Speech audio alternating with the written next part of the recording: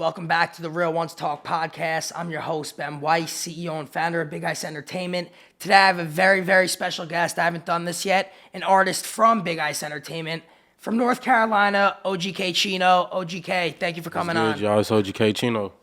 What's good? Thank How you you for doing having me. today? Shit, good. Out of Manhattan. Living life. I'm really happy we got to do this. We started working together pretty recently. I already got you out to New York. We got Perfect Timing coming out this Friday. This is going to be a little bit of hype up for that.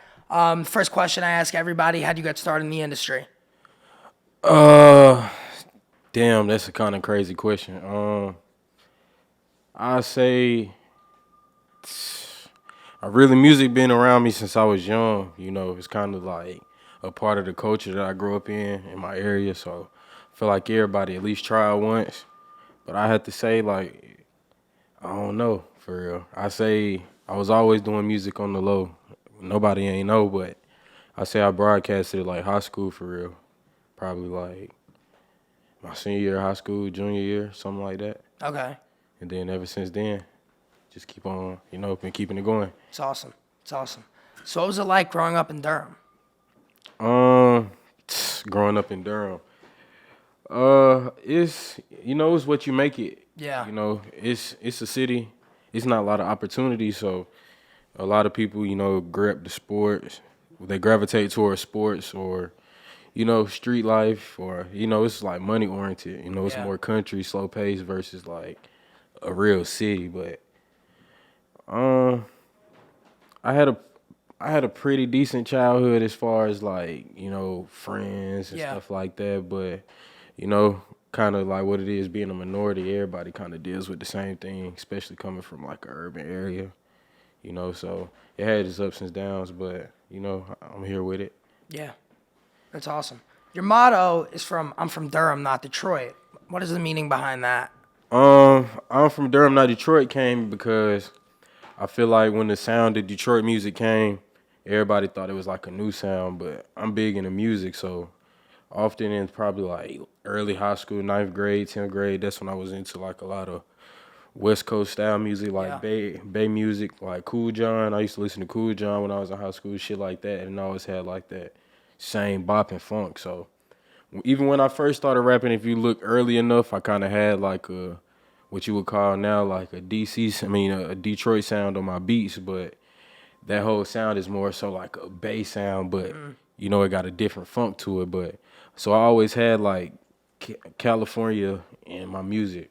My pops was like a big Tupac fan and shit like that, Too Short. So that's where I kind of get like the funk in my flow from, where it's like I can say some sporadic shit, but then still keep it on the Yeah. same. But basically, I'm from Durham, not Detroit, though. To get back to that, is because when I made the tape, I was shipping it around in my city or cities around my city and getting it played in strip clubs, and I'm just ear hustling and seeing what people say or people that I know say, and everybody will say like, "Oh, this sound like Detroit. This sound like Detroit." But mind you, the shit I'm rapping, if you listen to it, I ain't even rapping like a Detroit person. Like Right.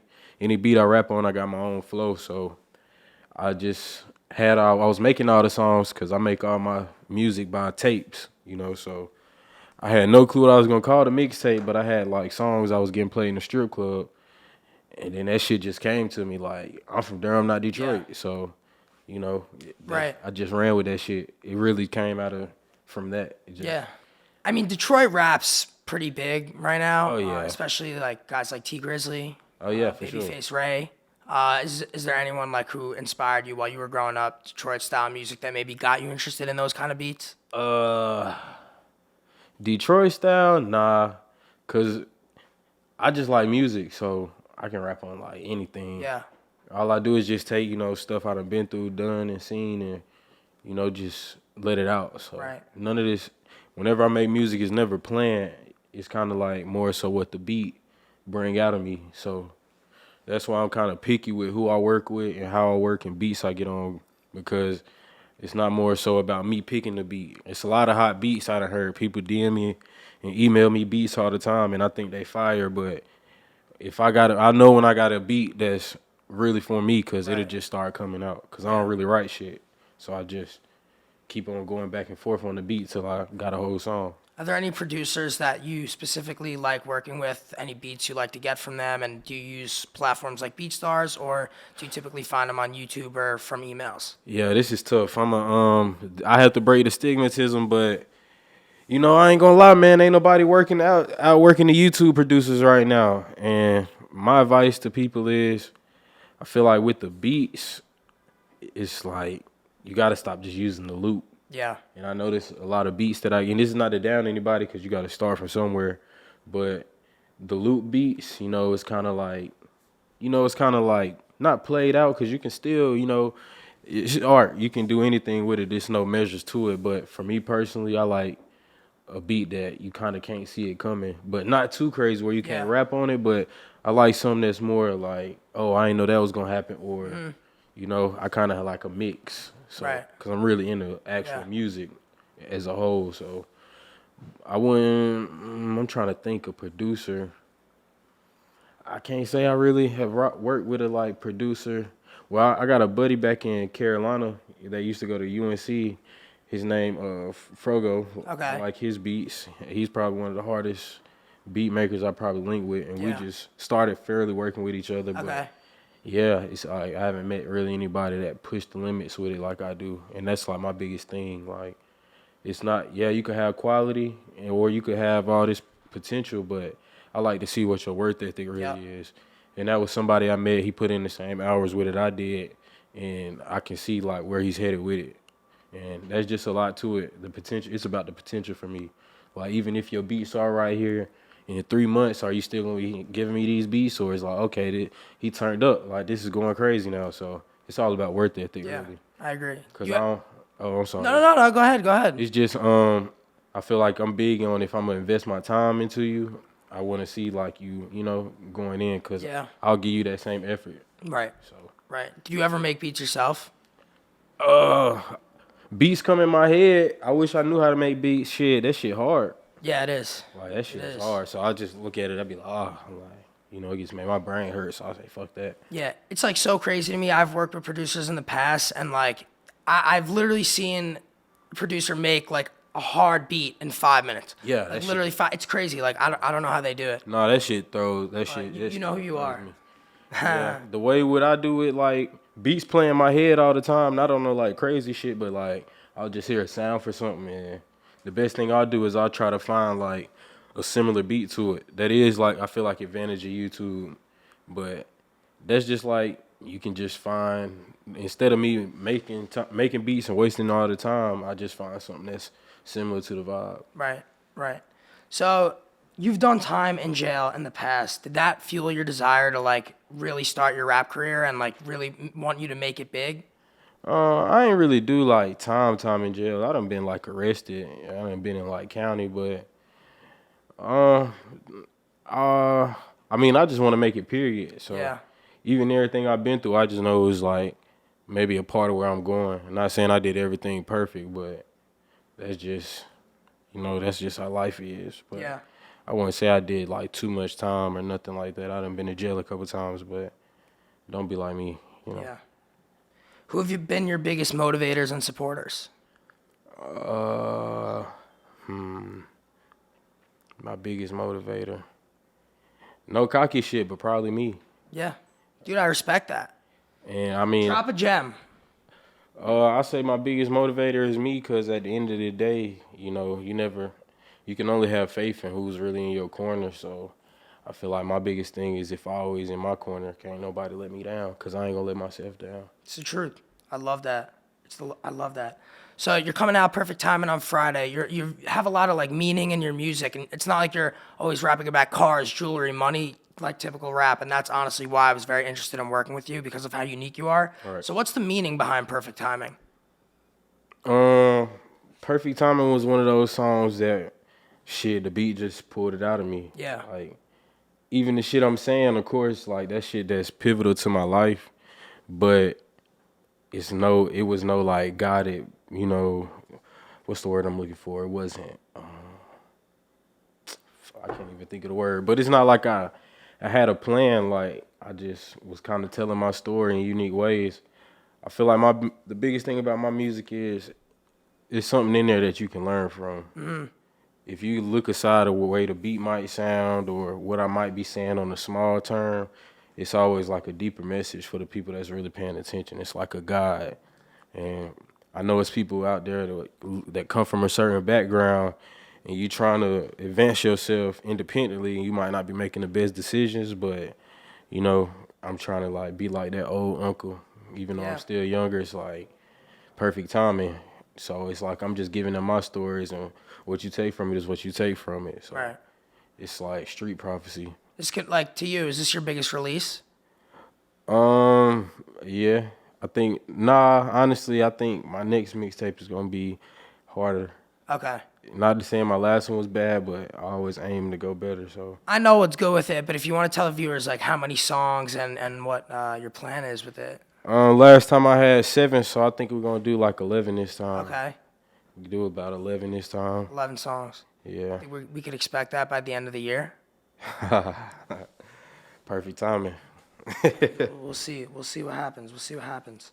How important is it for you to like give back to your community and spread a positive message to the youth from where you grew up? One thing about it is I don't even think people realize how much that is a goal for me. Yeah. Outside of shit like money. Of course I talk about money and fly shit, but that's really not even what I'm pushing. Cause if people really know me in my city, I do a lot for my community off the internet. Like, don't get me wrong, at the same time, I would like to show more of what I do in my community, but then, and it still sucks to say because you shouldn't give a fuck what people say about you, but nobody wants that stigma, like, you're being a nice guy because of rap. Yeah. Like, I remember, like, what was it? It wasn't last Thanksgiving, but Thanksgiving before last, I gave back, like, 300 Chick-fil-A sandwiches, like, through It's the incredible. hood. And I did that like myself.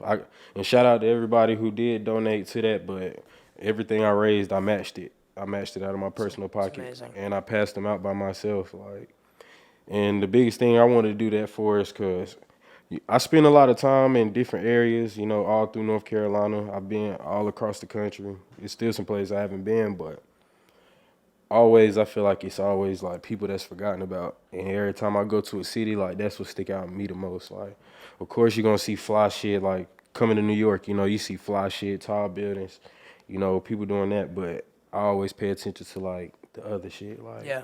like yesterday I seen like a homeless man, and shit like that just fuck with me the most. And it's just like, damn, like I'm not one of them people where it's like, damn, that could be you. Mind you, I wouldn't let myself be like that Yeah. in a sense, but like you could be one of those forgotten Right. about people. People look at them spitting there where they lay down. Like, It's terrible. mind you, it's a street, so you get with you, but still I have some common courtesy. So I just feel like they'd forgotten about.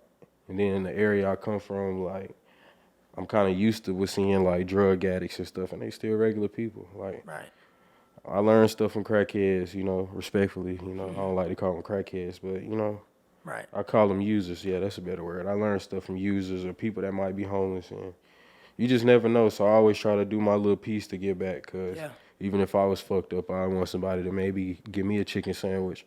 Or even shit, man, I smoke weed too. Like, man, I'd rather them as long as you just, sometimes I'll just give a homeless person money and I already can sense the vibe of what they're gonna do with Yeah. it, but it's just like, You feel bad. yeah, I feel bad. Like, shit, man, I'd be mad if I was goddamn broke as fuck, sleeping on the sidewalk, and I wanted a blunt as I like, Yeah. damn, who knows? Like, maybe that $10 I gave might be like, damn, I need to get myself together. So, it's just my biggest thing is I want to get back.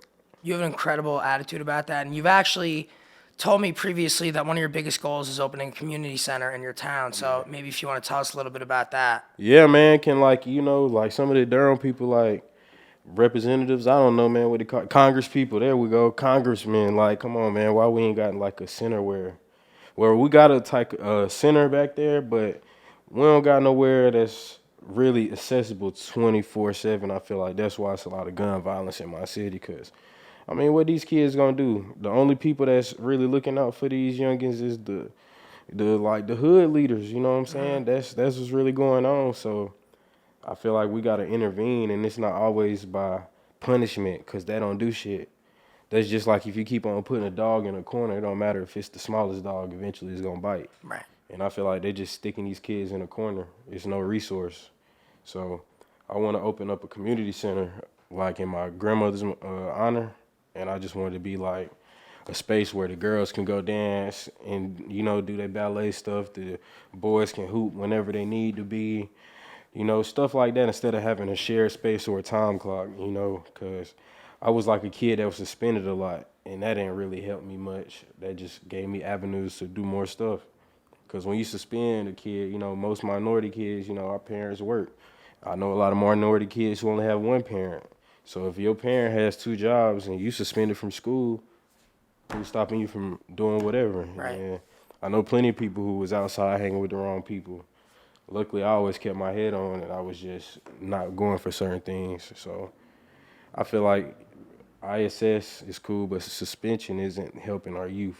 Right. It's just giving them more access to find out things to destroy themselves more than help themselves. So I feel like instead of suspension, if I had a community center like that where kids was like, yeah, you have to go here after school for a certain period of time. Yeah. And even when you suspend a kid, I know kids who was going to school who was gonna get that free lunch and that was their meal, So it's just a lot of stuff that you take away from suspension. Yeah. It gives you a lot of time. It's super powerful. It's like really, really, really powerful what you're saying. And I think that the best motivation for an upcoming artist is stuff like that, giving back. I feel like when your goals are to get that big chain and the Lambo, you're going to get it and it's all going to go away, if that. But what you want to do, like, besides the fact that your music is incredible, everyone wants to support a good person. And clearly, you're an incredible person. And what you've done for your community and what you want to do for your community, I think it's really, really going to take you far in the industry and as a person in general. So it really, means a lot to hear someone, be in touch with their feelings and their community on camera. And I really appreciate you, opening up and telling us where would you want to open the community center in your city? I have to say probably like Fayetteville Street. Okay. It's like a historic street. Everybody in the city know it. It means a lot to me. I got plenty of childhood memories there, and it's like a stepping stone. And I probably would, if I could, I'd probably maybe if a second option, probably in her hometown, Greensboro, North Carolina. Awesome. Yeah, I mean, this was incredible. You are unbelievable. If you had to give any free game to the viewers, please tell us something. Free game. Always be yourself. Something better. I feel like that's the real one. That's the one that these people ain't gonna tell you. They're gonna try to tell you, make you feel less of yourself. But man, fuck that shit. Like I came from the bottom. I ain't saying I had it worse than others, but I did have it worse than some. So if I can do it, you can do it. Like all this didn't happen by chance. It took work. My biggest thing is like shit, put your best foot forward every day. And don't be afraid. Shit. What's gonna happen to you already is gonna happen to you. So just gotta keep doing it. Like and in this shit, real bosses, they never bend. You might compromise, but you never bend. Real bosses don't kiss ass. So stand firm on who you is. Boosie said couldn't nobody tell Lil Boosie shit. That's how Boosie made it. So be yourself. Somebody gonna fuck with you. Dude, this was fucking awesome. Perfect timing out this Friday. We're going to blow up. You're going to hear this song in every club, every party, everywhere this summer. It's the summer anthem. Plug your socials. You can follow me everywhere at OGK Chino. I'm not hard to find. I'm from Durham, not Detroit, too, coming soon. And if y'all trying to connect, anything like that, holla at me. I'm with it. Content creators, interviewers, rappers, holla at me. Let's get it. _ Ben Weiss on Instagram, the Ben Weiss on Twitter, and Ben Weiss on Facebook. Thank you guys for tuning in. Appreciate y'all for having me.